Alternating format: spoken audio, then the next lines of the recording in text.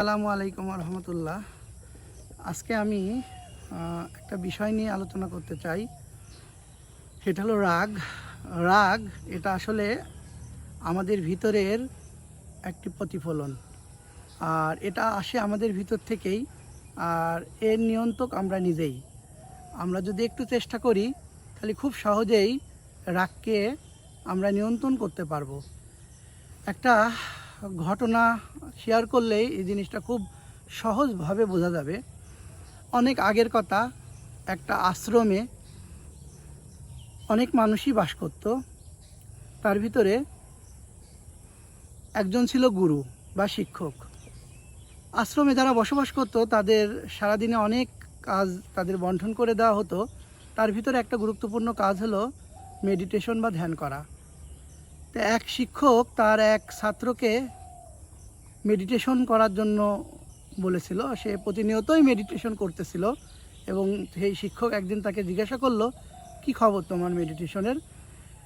সেই ছাত্রটা নানা অভিযোগ দিল, আসলে এই জায়গায় সুন্দর পরিবেশ পাওয়া যায় না। আমি যখন মেডিটেশন করি তখন পাশের মানুষ কথা বলে, অনেক বাইরের আওয়াজ আসে, পাখিদের শব্দ শোনা যায়, যার ফলে আমার মেডিটেশন ভালোভাবে হয় না। এবং সে মাঝে মাঝেই রেগে যেত।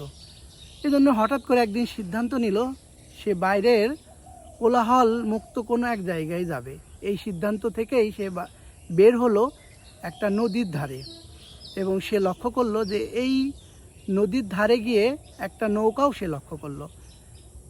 সেই থেকেই সে চিন্তা করলো যে আমি যদি নৌকায় উঠে একবারে নদীর মাঝে যেয়ে মেডিটেশন করি তাহলে আমার অনেক উপকার হবে। যেই ভাবা সেই করা। এইভাবে একদিন দুই দিন সে সুন্দরভাবে মেডিটেশন করলো।